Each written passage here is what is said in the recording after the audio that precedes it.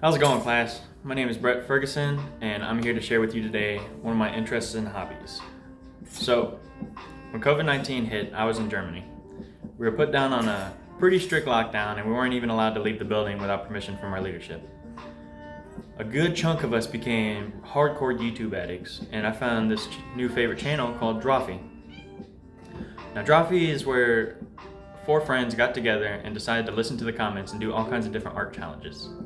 These art challenges can range from, making comics to making bad anime to doing different watercolors. So one of the episodes, they did watercolor art, and I was just super intrigued by it. I've liked watercolor since high school. They did an episode on my favorite medium, and I decided to do a little bit of digging to, rekindle that flame. What I'm gonna share with you today is what I learned whenever I did my bit of research. So we're gonna talk about where it came from, the materials you're going to need to attempt your own watercolor painting, and the pros and cons to doing analog art versus digital art. Sorry for the glare on this painting right here. It looks very nice, but I tried moving it several times. The glare is going to stay.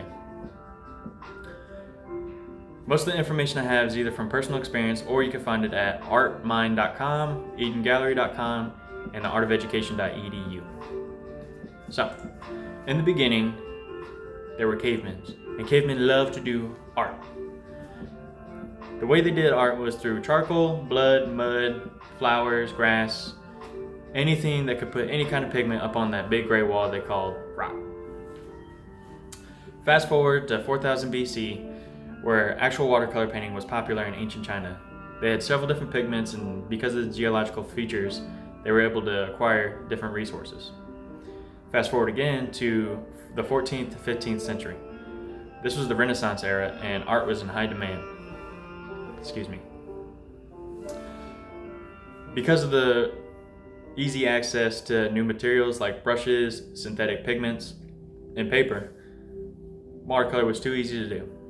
And now, in today's society, watercolor's never been easier. You can go down to a local convenience store and get yourself some paper, some paint, and a brush to smear it around with. After that, you just need a cup of water and you're good to go. So, a lot of people are real concerned about what kind of paper you need for watercolor. This right here is an example of a watercolor notebook. The paper is real porous and absorbs water fairly quick, almost like wood or a terracotta pot if you're a big plant person. It doesn't matter. Now, the longevity of the paper will be a bit different, but this painting, this one, and this one were all painted on sketchbook paper, so stuff you would normally only use pencil and eraser on. This one and this one were painted on computer paper, just normal 11 by 8 paper that you have at your average ordinary office that you put in the printer. And of course this one's on normal printer paper too, because it's a digital art. So with the type of paper out of the way, people are also worried about the kind of paint you need. They see something like this is like $5 at Walmart, and they're like, how do I paint with that? Well, it's a paint tablet. So these little cakes, you just add a little bit of water into it and you're good to go start painting. Now, the more water you add, the difference is going to show the difference in the color. As you can see right here, in the top part of the flower, it's a bit lighter, and in the bottom part of the flower, it's just a muddle of different colors. They're real dark. That's because there is more water and less water. Now, another thing people forget to do whenever it comes to watercoloring paint is to wait. If you don't wait, you'll end up with something like this, where the colors don't blend well, or they don't show properly. If you do wait, you end up with something like this. Your colors are blended well, and the black didn't muck up all this stuff right here. I put a layer of green over here so you can see the water a bit clearer. So as long as you wait, then your layers will be fine. And you also need to remember to paint from back to front. Once you paint something in your foreground, you can't paint anything behind it, and it makes it harder to work around. Now, when it comes to painting, you have 2 different styles. You have analog and you have digital. With digital, you have an undo button. It takes up minimal space. There's tons of variety in brushes and paints, and you can test out different techniques without ruining any of your materials.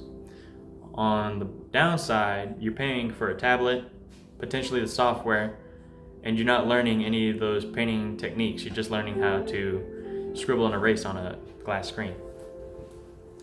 The pros to analog painting is that you learn proper workspace, like how much you're gonna need, what all you need. You learn different brush techniques, how to mix your paints, how much water to put in your paints, and how to layer the colors correctly. On the downside, analog painting takes up quite a few materials. It's not as expensive as a tablet, but if you become a regular artist, then it could. You don't even need expensive materials like these brushes right here.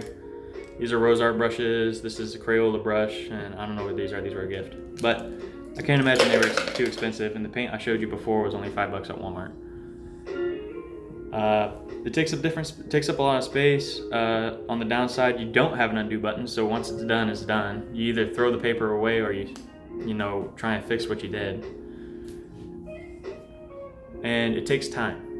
Like I said, you have to do it layer by layer, or else your colors are gonna mix, bleed, and get all muddled up. So we talked about the history and where it came from. We talked about the materials you're gonna need, how to use them, and then we also talked about the pros and cons to using analog art versus digital art. In the end, what really matters is that beauty is in the eye of the beholder. As long as you, or whoever you painted that piece of art for, enjoys what they got, that's all that matters. Hope everyone has a good night.